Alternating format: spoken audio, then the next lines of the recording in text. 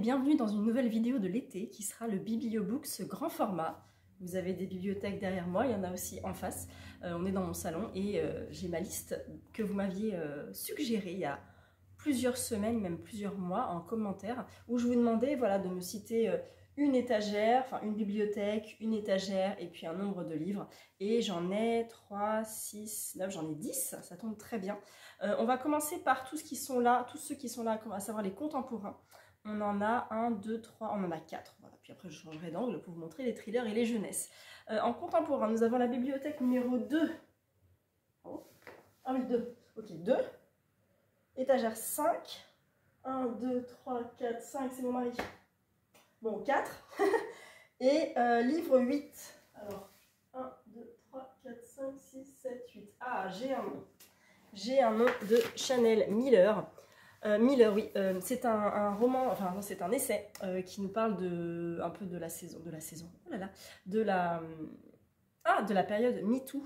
C'est une histoire vraie, c'est son histoire à elle. Je vous lis le résumé. 17 janvier 2015, Chanel et sa sœur assistent à une fête sur le campus de Stanford.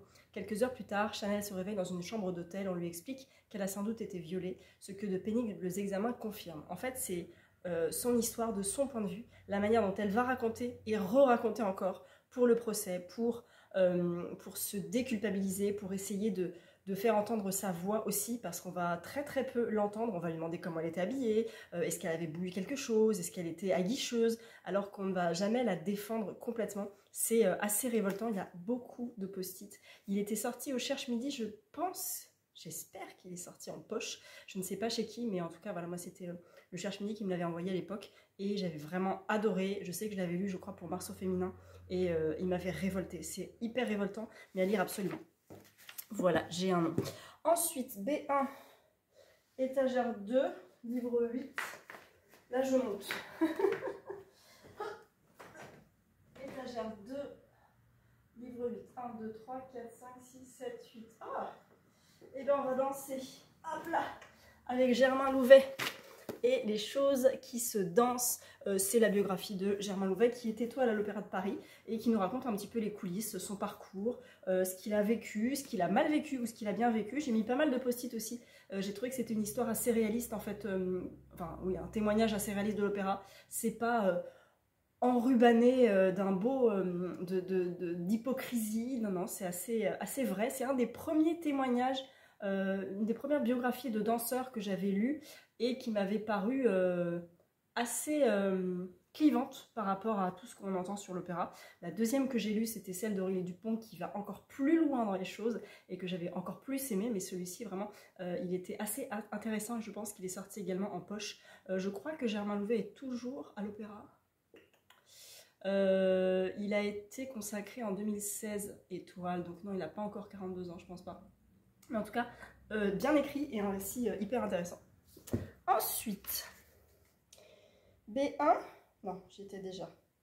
Alors là, étagère 3, donc je vais faire B1, étagère 3 et livre 5. 1, 2, 3, 4, 5. Oh, je crois que j'en avais déjà parlé il y a longtemps de celui-là. Manifeste contre le gaspillage de Arash Derambarch. C'était chez Fayard. Oh, je l'avais acheté il y a longtemps quand il est sorti. Il est sorti quand? 2015. Je crois ouais, que je l'ai acheté sur ma première année de relecture, de tombage dans la marmite de la lecture. C'est un manifeste contre le gaspillage. Qu'est-ce qu'on peut faire pour gaspiller moins de nourriture? J'avais pas mis de post-it à l'époque, mais j'avais écrit dedans. J'avais crayonné. Alors il faut que je vous retrouve un petit peu ce que j'avais mis, mais il y avait des trucs qui m'avaient un peu révolté sur la société de consommation dans laquelle on vit. Et j'avais entendu que que tout le gaspillage, non, que notre gaspillage annuel pouvait guérir la faim dans le monde. Enfin, pouvait arrêter la faim dans le monde. Voilà, et j'avais trouvé ça assez fou, mais il faudrait que je vous retrouve exactement la phrase, ce que bien sûr je ne vais pas faire parce que bien sûr j'ai pas préparé ma vidéo. Et là on est dans un tableau récapitulatif des modes de conservation, ça c'est pas mal. Il est vachement bien fait, il est très court, hein. Il fait même pas 100 pages, il est écrit gros, mais clairement Il y a plein d'astuces. Et je ne vais pas retrouver... Je ne vais rien retrouver. Je pensais que j'avais souligné des trucs ou crayonné des trucs. Bah alors, zut. Bon, en tout cas, il est vachement bien. Et j'espère qu'il est sorti en poche. Alors, 2015, hein, donc il a 10 ans quand même. Donc il y a peut-être des sources et des statistiques qui sont un petit peu plus récentes, mais ça n'en reste pas moins qui est très intéressant. Et enfin, B1, E3, L5. Et ben c'est le même. Il y a 2 personnes qui m'ont cité les mêmes. Ok, donc on passe aux jeunesse et thriller. Et bonjour. Alors, on va faire d'abord le jeunesse. Jeunesse, et ben j'en ai qu'un. Ah, j'en ai qu'un. Étagère 3, 1, 2, 3. Livre 15.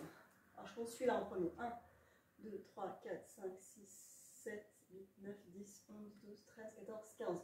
Et bien je vais prendre le premier de cette saga parce que c'est une saga.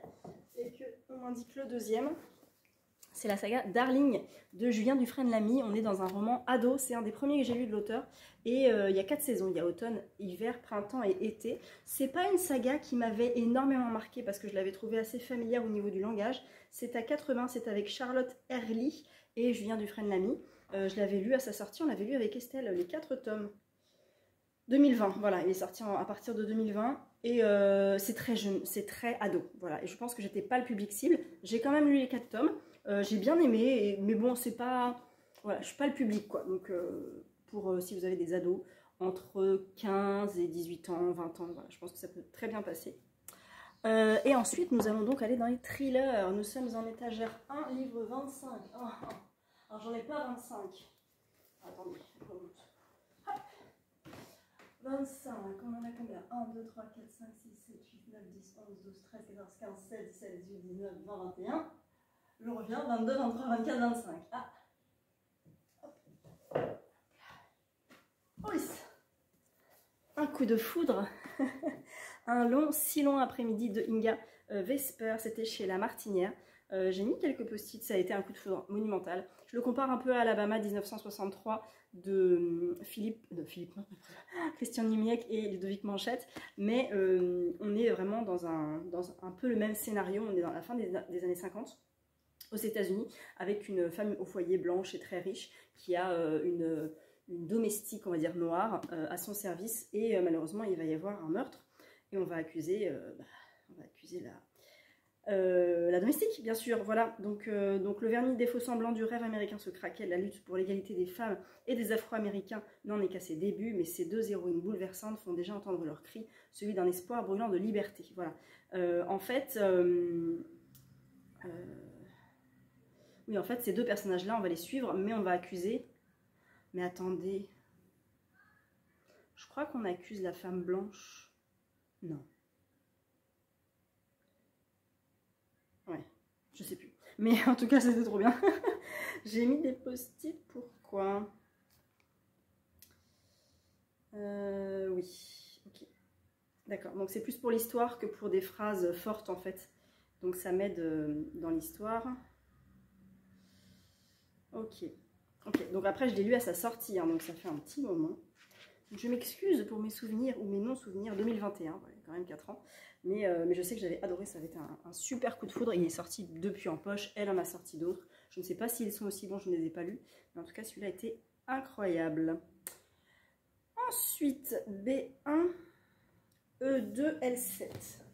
E2, L7. Je commence par... Alors celui-là, RG Lori, normalement il est au-dessus, mais je l'ai mis là, donc je le compte. 1, 2, 3, 4, 5, 6, 7. Alors, nous sommes avec un chouchou du thriller.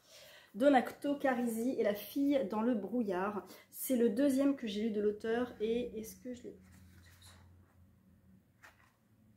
je crois que je ne l'avais pas fait dédicacer celui-là. Quand j'avais vu l'auteur à une masterclass, j'avais fait dédicacer le chuchoteur. Et on avait reçu celui-ci. C'était au tout début de Bookstagram, on va dire. Je crois même que ça n'existait pas, voilà, 2016. Bookstagram n'existait pas. Et on est sur les apparences et la place des médias dans les affaires d'enlèvement et de thriller. C'est avec le commandant Vogel, Vogel, star de la police, en fait voilà, star de la police, donc il est médiatisé, donc l'affaire va être médiatisée, et quelle est la place des médias dans une affaire comme celle-là. J'avais beaucoup aimé, je n'en ai très sincèrement pas de souvenirs, mais j'aime beaucoup ce que fait Donato Carisi, j'en ai lu pas mal. Celui-là c'est un one-shot, il est sorti en poche depuis, bien entendu, et moi j'avais adoré, voilà, je l'avais vu lors d'une masterclass un peu folle à la Maison de la Poésie, et c'était fou quoi, c'était en 2016, et j'y croyais pas, enfin, c'était complètement dingue, et c'était la première fois que je rencontrais un auteur comme ça je crois, et j'avais pu lui faire signer le chuchoteur, et quand il m'avait demandé mon prénom j'avais dit Firenze, et il comprenait pas, tu es italien, tu comprends pas Firenze. Donc il avait dit Florence, ok Florence, ok très bien, donc un petit peu de frustration, mais bon, c'était pas très grave. En tout cas, c'était un souvenir incroyable, c'était génial. Et là, déjà, j'avais mis des post-it. On est en 2016, je post-itais déjà les livres en 2016. Ensuite, on en a fait combien? 1, 2, 3, et ben on va faire le quatrième. E3, L14. E3, on est là, L14. 1, 2, 3, 4, 5, 6, 7, 8, 9, 10, 11, 12, 13, 14. Oh, oh, oh, oh. Connaissez-vous les monstres de Maud Mayeras? Connaissez-vous Maud Mayeras? Maud Mayeras, je l'ai découvert avec Hématome en 2016, je crois. Les monstres est un peu plus récent, mais elle n'a rien écrit depuis. Ah, j'avais fait dédicacer à Saint-Maur en 2022. Et il est sorti en 2020. Les monstres, c'est une écriture hyper brutale, très poétique qui tâche, quoi. Voilà.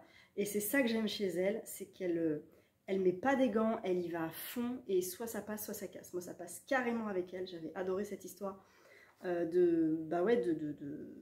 oui, c'est ça, ils vivent dans un terrier, les enfants, la mère, protégés par la lumière du jour qu'ils redoutent. Sales et affamés, ils survivent grâce à l'amour qui les réchauffe et surtout grâce à Aleph, l'immense, le père qui les ravitaille, les éduque et les prépare patiemment au jour où ils pourront partir. Parce que dehors, il y a les humains, parce que ce sont eux les monstres, et que tant qu'ils ne seront pas assez forts pour les affronter, ils n'auront aucune chance. Vraiment, elle y va cash. Il y a pas de...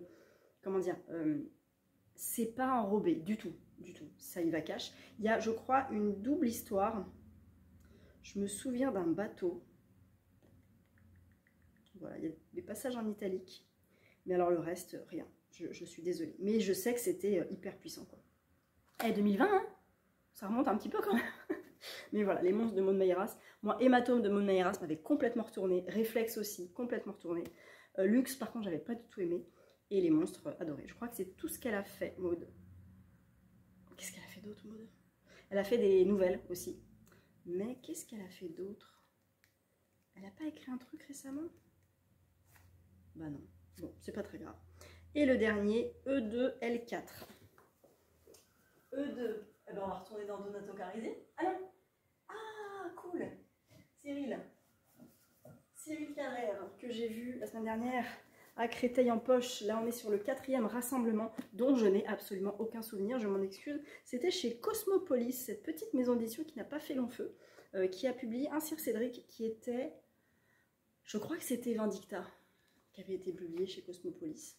Ah bah tiens, je n'ai même pas fait dédicacer.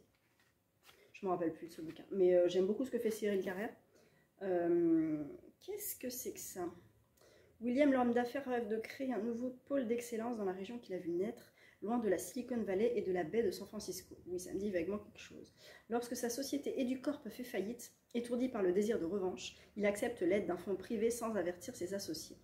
Quand Karl, l'avocat fiscaliste, met son nez dans les affaires d'EduCorp, il découvre ce qu'il va l'aspirer au cœur d'un engrenage incontrôlable. Ok.